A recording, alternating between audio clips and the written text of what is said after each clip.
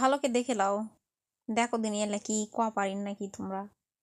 এখন তো ভাবুসিন এলা কি হতে পারে, তো ভাবে ভালো করে কমেন্ট কই এগুলা কি। তো আসো এখন তোমাকে আমি দেখাই ক্যাঙ্কা করে আমরা আলুর পাঁপড় বানাই। এবার তো আলুর দাম নাই, এই জন্য বেশি করে পাঁপড় বানাচ্ছি, বুঝছি। তো আলু কাটা মেশিন একটা বালতির উপর নিয়ে এভাবে আলু কাটিচ্ছি আমরা, দেখো। এভাবে কাটলে হয় কি, আলুর সব চাকাগুলো এক সাইজের হয়,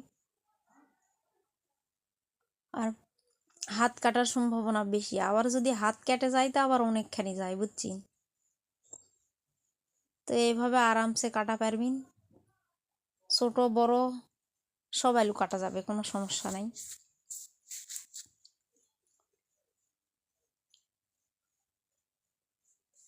তো এইভাবে কেটে নিচ্ছি, দেখো দেখতে পারিন আলুর চাকা কেমন পাতলা হচ্ছে। এটা আলু কাটা মেশিন, এটা একটা টিন দিয়ে বানিয়ে লিছে, বুঝছেন।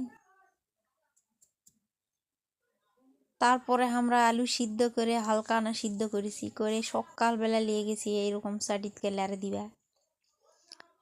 আডা আডা করে বিছে বিছে দিয়াচ্ছি, বুঝছেন লারে। এই যে এখনো লারে দিতেই আছে। তো এরা আলু লারে দিয়ে এখন সাদা দেখাচ্ছে ফটফটা। অবশ্যই এরা আলুত কিন্তু আমরা লবণ হলদি কিছুই দেইনি, অনেকে দেয় কিন্তু আমরা এলাত কিছু দেইনি।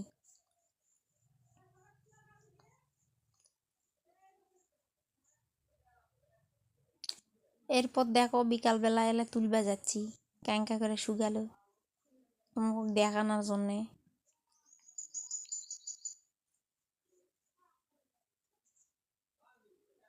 এটা না বাড়ির কাছে একটা জায়গা ফাঁকা আসলো, তো ওই জায়গা দিছি, অনেক কয়বার আবার দেখাও লাগিছে।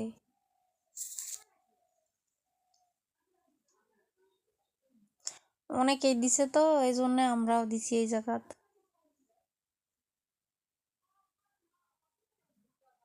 আমি আর আমার বড় মামা আছি এখন আলুর শুটকি লিবার। এই যে দেখো কি সুন্দর শুকা গেছে।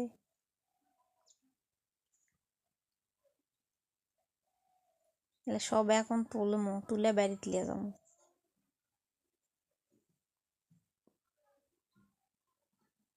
3 দিন রোদ দেওয়া লাগে এডা করে আলুর শুটকি,